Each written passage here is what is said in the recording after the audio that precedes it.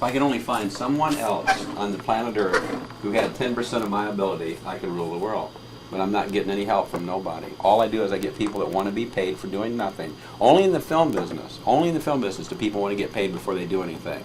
When I worked in a factory in Detroit, you'd work 40 hours, and then the next week you'd get your check.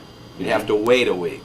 But on film, they want to be paid up front. As soon as you pay them, they've lost their motivation to do anything. Then they're lazy. Then they don't want to do anything for you.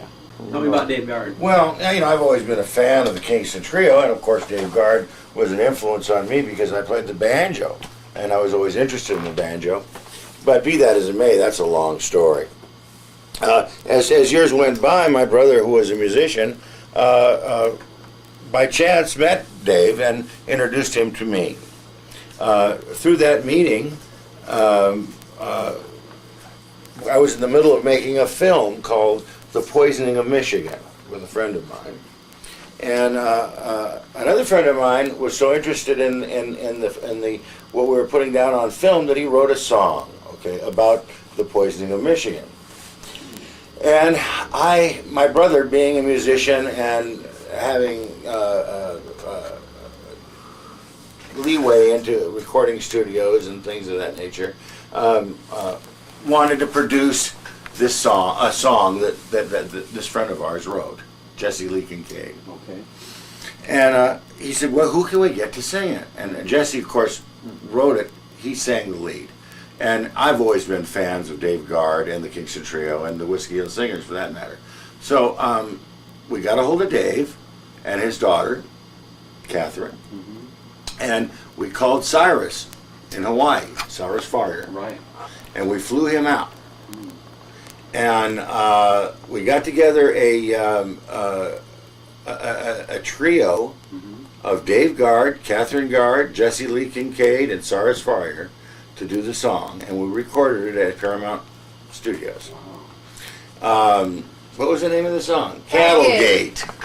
Cattlegate. Dave Guard sang on it? Dave sings in it, Cyrus sings in it, and Catherine sings in it, as backup to Jesse Lee Kincaid.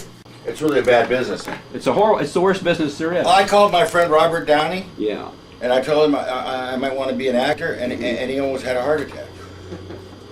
He's, what in the world Would you want to do that? do you want to do that for? Right. I said, what are you talking about, Bob? I said, you've been in this business all your life. He says, yeah. He says, I highly discourage you from going into business. Yeah, I would. He says, it's a terrible thing. Not to make money. He said, no. Not even to have fun. He says, just stay away from it. It's a bad deal. It's a bad deal. Bad deal. Bad. It's bad all the way around. Bad hours. You know, the whole thing's bad. I mean, you know, the best thing that could happen to you is you can get strung out on dope.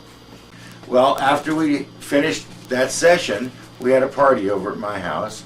And of course, we all got there. We all sang songs to each other, and all this was recorded somewhere. I could get that recording. I don't know where it is. Oh, I know that Jesse might have it. So I asked Dave. I said, Dave, come on. Here's a guitar. Do something for us. Sing a song. He said, no. I said, I don't sing. Really? I said, come on, Dave. At this time, he had been living out in Joshua Tree at a retreat. I don't know what type of religious. It had something to do with some kind of Oriental philosophy that he was into. Right. And I don't want to. And there's a certain guy that he follows with a symbol, and I don't know any all the whys and wherefores about that because I never really got too involved with it at the time. But he said he would sing, but he wouldn't sing anything that I knew of, I could identify with. And what he did was he went down. We had a Revox tape recorder, a 15 IPS Revox, which is high quality with some nice mics. And we handed the guitar to Dave, and we said, "Okay, Dave, you know, let's hear what you're doing now." And he proceeded to go into some vocal mantras, okay, and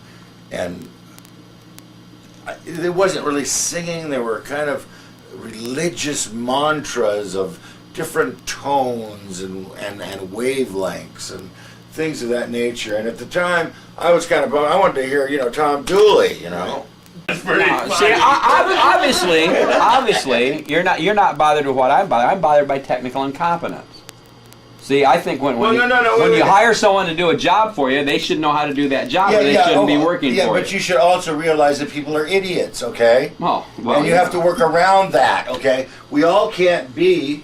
Okay, but because people are idiots, I have to say I'm recording sound, go close the door, It's like you could have a little sign. No, if somebody could think, gee, he's recording sound. How can I help? Maybe I should go close the door. Maybe but if they won't do that, shit, because you won't pay anybody. I pay everybody. No, you don't pay anybody. If you'd come up with some fucking money, okay, people would be jumping and jiving. No, okay? the more you pay, the less work you get. You pay me, I'll jump out that fucking window. The more you pay, the less you get. So I recorded all this, and then after I listened to it, about a day later, I threw it away and recorded over it. Oh my God. Wow. That was one of the smarter moves I made. Who's Jesse Kincaid? Who's that? Jesse Lee Kincaid. Who is that? Is one of my best friends. What's and he my do? brother's best friend. Okay. Jesse Lee Kincaid has written some hit tunes. One, Baby You Come Rolling Across My Mind. Mm-hmm. He sang, she sang, hymns out of tune. He wrote that? And is this guy still around? I just talked to him last night. He's the one that's sending me the banjo. Wow. Jesse, I have while we had extra time at Paramount Studios, Jesse recorded a whole CD or a whole cassette that you have to hear of just a few of the hundreds of songs that Jesse has written, recorded, and never been notarized for. They're all registered, of course. Working at the Gym could be a hit tomorrow. Wow. He and I wrote a couple songs together. Working at the Gym. Is one of them. Well, it's Grease Gut Moe and Country Joe. Wilt the Stilt was trying to get built. If you catch my drift, it's a 4-hour shift. I ain't got no time to work, 'cause I'm working at the gym. Working at the gym. Yeah, I'm working at the gym. Like that. If you're interested in making money, I wouldn't advise getting into acting or getting into the film business. I'd find a real job, a real profession with some security. All these people. What is that? Well, I think the basic ones: a doctor, a lawyer. Doctor, lawyer, I shouldn't have engineer. laughed because that was pretty straight. Doctor, that was pretty good. You gotta lawyer. be young to start doing that. Yeah, you have to be young to be an engineer, Yeah. to be a webmaster on the computer, to do most of the skills that are with computers. I'm telling you, the entertainment field is overcrowded. There's too many people that want to be stars. There's too many people that want to be directors. Directors are a dime a dozen. Anyone can direct. The real trick is raising the money. Everybody wants to make a movie. Right. You're never going to make the movie unless you have the techniques and the knowledge of how to raise financing. That's true. And the people that can raise money are the people I look up to, not the people that direct film. Because those guys are a dime a dozen. They really are. Don, why are you growing that thing on your chin? I'm in a movie and I'm playing another character. That's a pretty good answer. Yeah. Like Sterling Hayden and Long Goodbye. Sterling Hayden? Actually, I think you're a little bit away from Sterling Hayden. Really? Why is that? Because Sterling Hayden was hip enough to get high, okay? Whoa!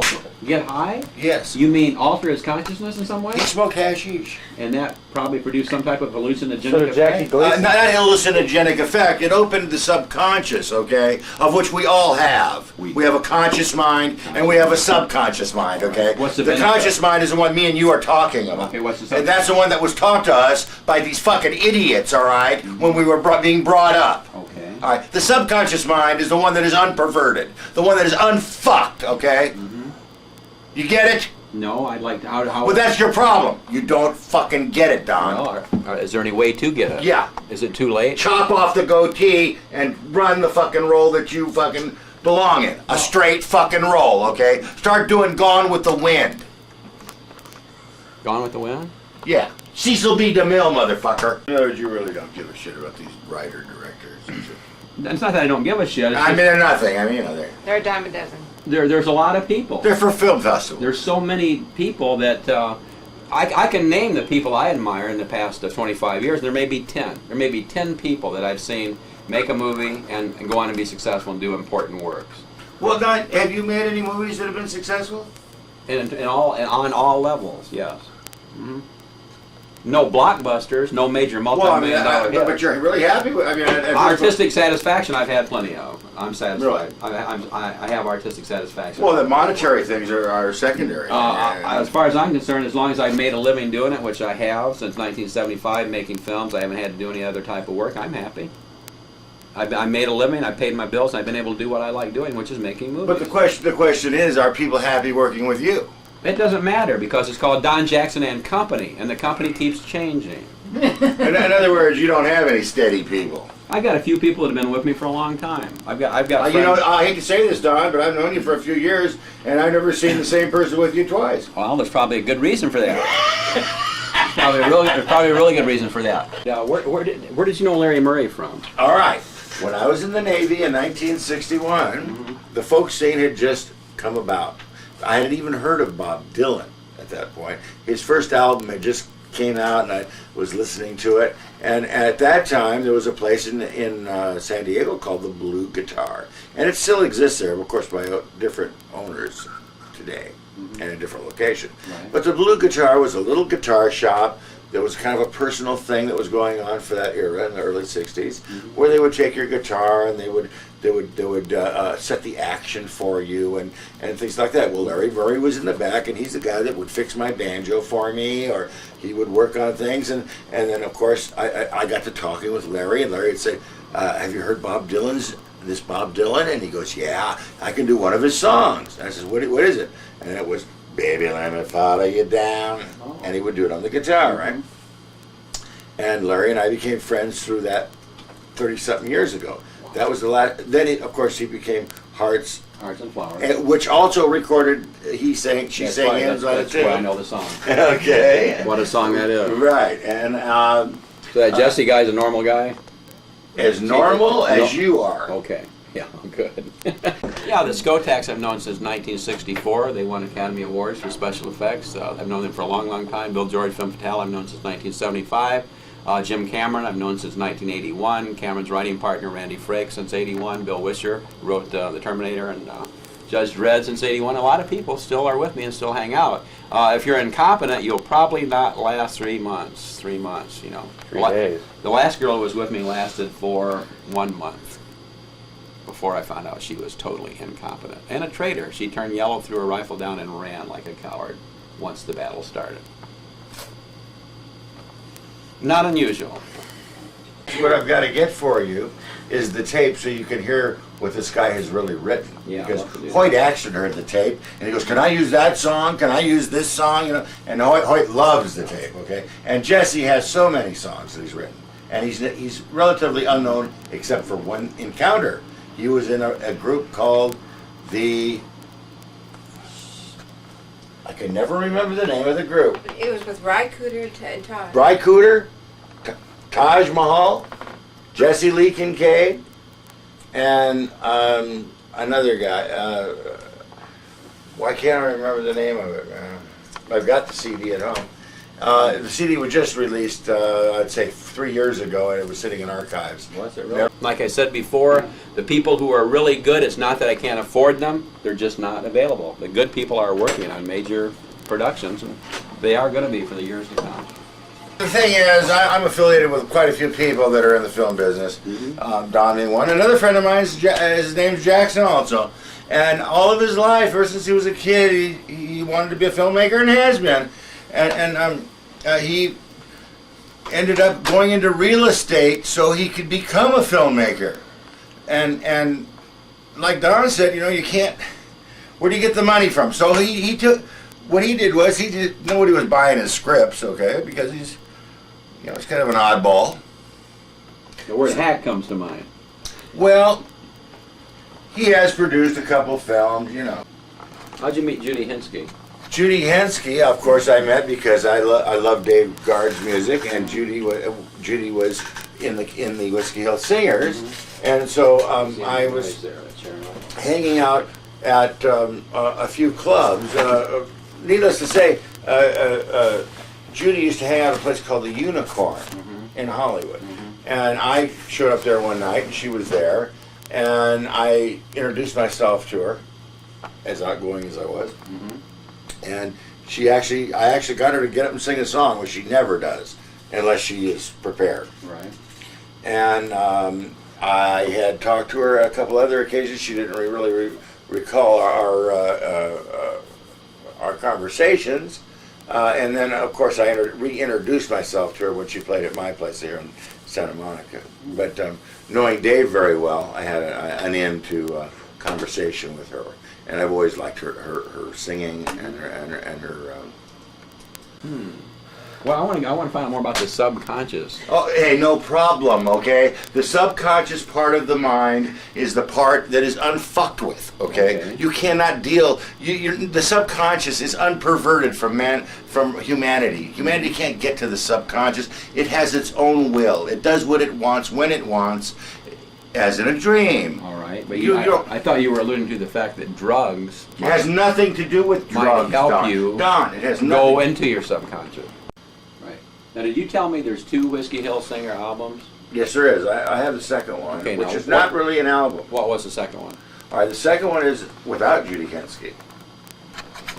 Evidently, I don't know what the rumor was, but Judy had a problem with Dave, and she kind of just dropped out of the band, and they hired another girl, and unfortunately, I can't remember her name at the moment, but I have her on tape. And believe it or not, the sound of the Whiskey Hill Singers was a much more refined, more public acceptable sound at the time than with Judy, even though I prefer Judy, obviously. Right. And with that new girl, and I can't, like I said, I have her name, but I don't have it right offhand. That's when they sang at the Hollywood Bowl. Is that the tape you have? I have the tape of the Hollywood Bowl. Yeah, unfortunately, the Hollywood Bowl concert, it's not with Judy, okay? I have a lot of stuff with Judy. The second album was not with Judy. Do you have the second album? I have what would be called the second album. You have that and the Hollywood Bowl? Yes. So you have the Hollywood Bowl Which is concert tape, concert tape, and you have a second album. and I have a second album which is studio. Wow. Now the concert tape obviously is Dave sent me, and leaves a little bit of leaves a lot to be desired as far as quality is concerned. And in those days you couldn't bring, we didn't have little tape recorders, DATs and things like we have today, and there's a lot of background noise, but you do hear the concert. Wow. And I have that. I also, but more importantly, I have the second album, which was never really completed or pressed. And I think I played some of that Yes, you for did. You did play some of it. And you have the Redwoods concert. That is fantastic. Yeah, that is fantastic. That is really good. Redwoods. And then do you have Dave Guard playing with the Modern Folk Quartet? Yes, I do. And that was done in... That was done at the Ice House in Pasadena. Were you there when they sang? Yes, I was. You were, wow. And they've done it in different ways. Wandering in the desert, not eating for 40 days, 40 nights, fasting, or trying drugs. No, Can you that's do it without drugs? Absolutely. Can you turn You're on, tune in, doing and it drop right out? now. Oh. You're doing it right now and you don't even know it. Okay? You remember everything that's ever happened to you in your whole life. It's just you're not... It's on my hard drive. Yeah. You just got to recall that, motherfucker. And how do you recall? Well, it just does what it wants when it wants. If it feels like recalling, then it does that. No way to control. No.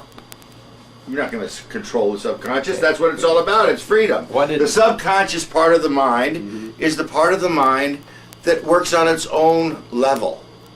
It's not sitting behind a fucking desk with a camera, okay, and a checkbook, okay, and a wife, and a car, and a fucking debt, and a fucking phone. It's none of that, okay. It's a whole nother plane, okay.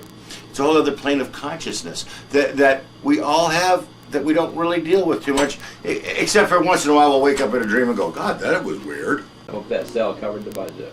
I think it brought back maybe 1/20th. Something like that. But that's not, I went to his house the other night to see how he was doing, and I actually advised him to get back on alcohol. Why did Dr. Timothy Leary urge people to turn on, tune in, and drop out? Because Timothy Leary was a subversive, okay? Subversive. Yeah. Yeah, he was a political punk. Okay. Was he trying to harm us in any way or bring good to us? Absolutely. He was trying to bring down the government. Trying to bring down the government? Absolutely. At that particular time, nobody was going for the Nixon, whatever it was, government, and he felt that LSD would... Bring down the government, destroy our way of life? It could. Wow. Is that a good thing? Absolutely. Absolutely. Yes. You're trying to tell me this is a good deal we got going here? I think it's good for the rich. Good for the rich? Yeah. How would you know? I know rich people, and they seem to be happier than I am. What do you mean, they laugh more than you do? They have more money. Money makes you laugh? No, it makes you happy. Money is despicable. It is? Yes. Is it the root of all evil? I don't know if it's the root of all evil, but it certainly isn't a good thing. Money's not good? No. I don't care about money. I'm just interested in the things money will buy. Okay, now that makes sense. Okay. What have you bought lately? The things I paid for, I haven't received full value on. I mean, I don't see you with anything. You got a couple chicken shit pieces of electronics and a chicken shit fucking camera. I mean, come on, a gold fucking car? What do you got? Knowledge. You're supposed to be quiet. Knowledge. I autofocus, auto volume control. We'll see. Yeah, there are some nice ones out there. Yeah, there are. That's true of everything. Quality. Which is going to totally diminish your art to the point where any schmuck can just pick it up like you did, and that'll be the end of that. What do you think about that? See, the problem is, that's good, Bob. The problem is nobody has Bob's an on a editing. roll. Problem is, someone with talent, someone with no talent couldn't make a good movie if they had 35 million. Hey, listen, television and someone full with no union talent crew. makes movies every day and they make money on them. So there we are. So they're happy. They make bad movies. Well, with, we're back to marketing then. Yeah. Okay, marketing costs you. It's expensive to market something. Yeah. We got another note slid under the door? What's this one say? My dad is an upholsterer. He is, Was. And bringing that to mind, what does it cost to put a headliner in a car? It varies. What type of car is it? It's just a Ford. A newer type or? Older. It's like an 85 Cougar, Mercury Cougar, and it's falling. I wanted to glue it back, and every time I call an upholstery guy, he says, I can't do No, that. you can't do that. You gotta change it. Why can't I do that? What they do is they put material with I mean, I don't understand this, man. Material's good. It's really Yeah, good. yeah. It's good stuff. It's no holes in it. Right. It looks bitchin'. It matches the rest of the stuff. Why can't I glue it back on the roof? because the foam is deteriorated. There's a quarter inch of So foam. now we're into a foam trip. Well, they sell the material with the foam already bonded to the material. So in other words, Once I'm the not going foam to get a goes match. away- I won't get a match at this point when I replace It's possible. What color is it? it. It's a neutral tan. It's possible to get something very, very. What if I take it to TJ? You think I can get a better deal down there? Probably, yeah. That was my Drive. advice. Well, I go down there all the time anyway. I get pills down there once a week. So. Yeah. Okay, then I also have Dave Guard's, which I did all the graphics for, and did the all the pre-negative work for printing. In other words, I did all the prep work, as we call it, the printing trade, for Dave Guard's debut comeback album, which was released, and I have it on CD and on tape. And that's the In and Out album, or how? That's in and out. Yeah. So you did the graphics for that? I did all the graphics. That's for the it. one that's got Mary Ellen Carter. That's correct. Mary Ellen Carter. Yeah. That's correct. Wow. Well, yeah. I can't get through my Although- doctor. although so there's- talking and discussing different projects. The last project we did was this video he produced for his girlfriend on the equestrian workout video, Okay. which I did the color separations for and placed ads for. Made the ads up for him.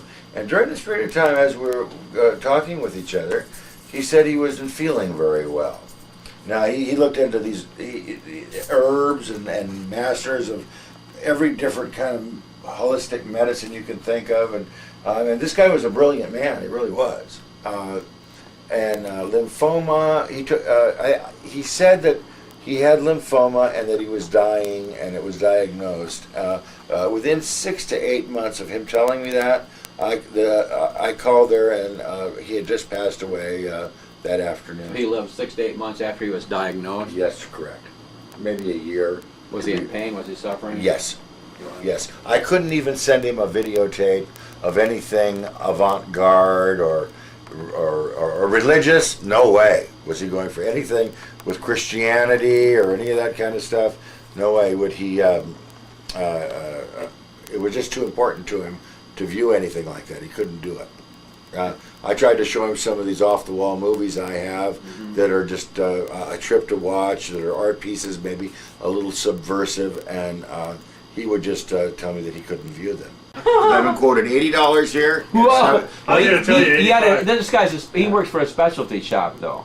They you're build cars doing for motion Mercedes pictures. and custom cars. Yeah, for motion pictures. Yeah, I do nice work. Once you say movie, the I'm price sure you is do. triple. Don't, So you can buy a battery that's $20. If you want a movie battery, that's $80. But it's the same I understand battery. that. I understand that.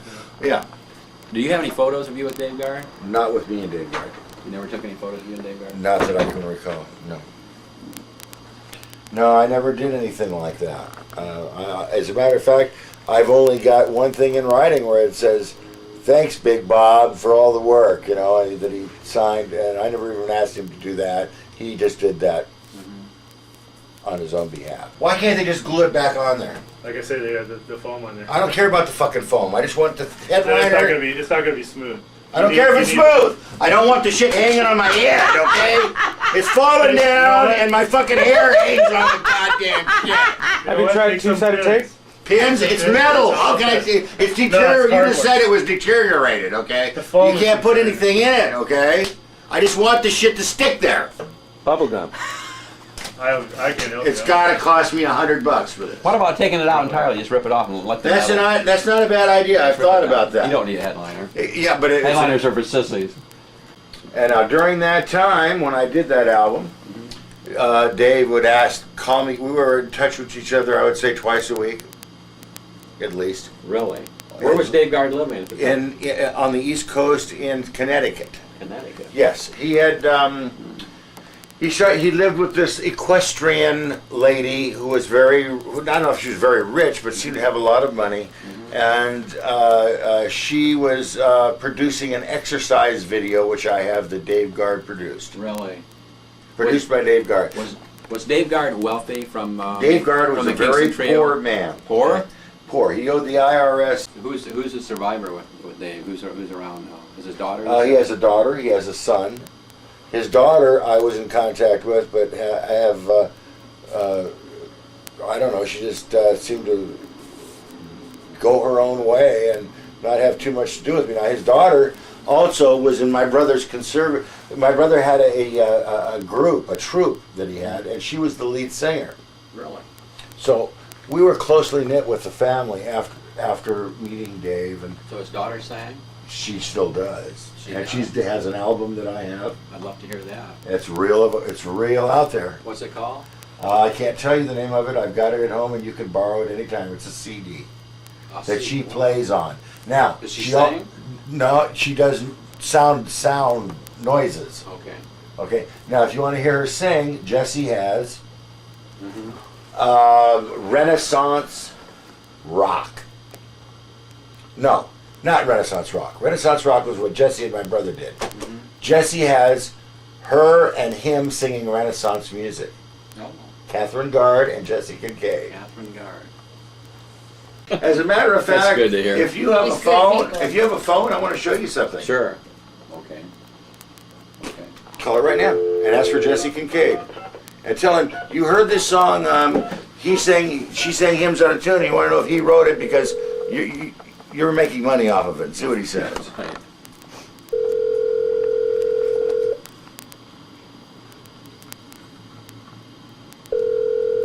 I don't think he's going to answer.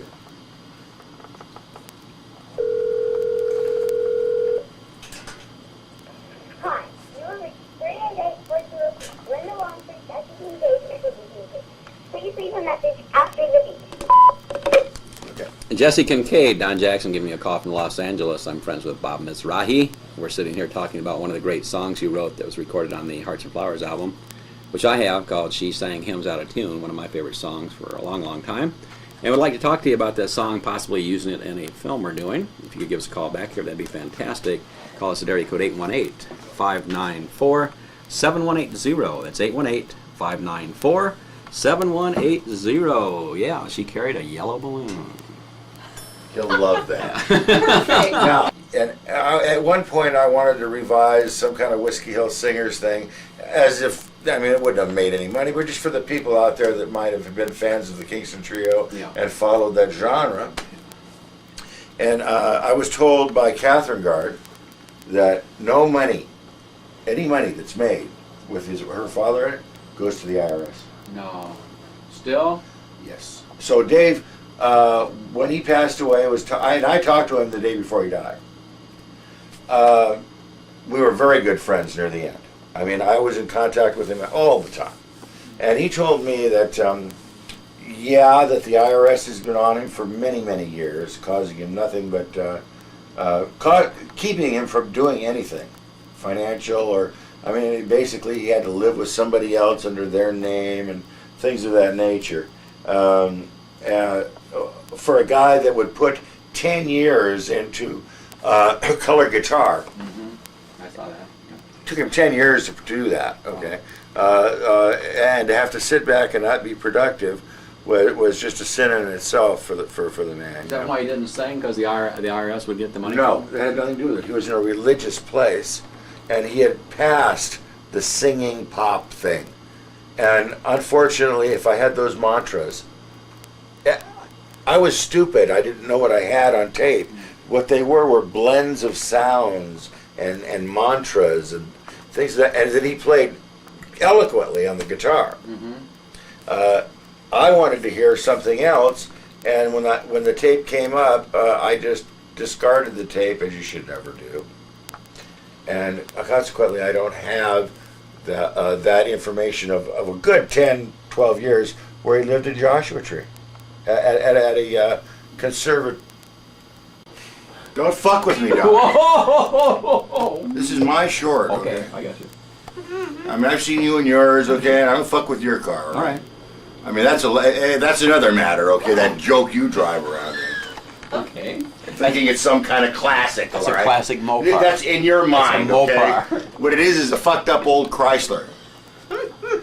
And I've got An a Cougar. FUOC. I've got a Cougar, okay? See, a FUOC. Fuck up old Chrysler.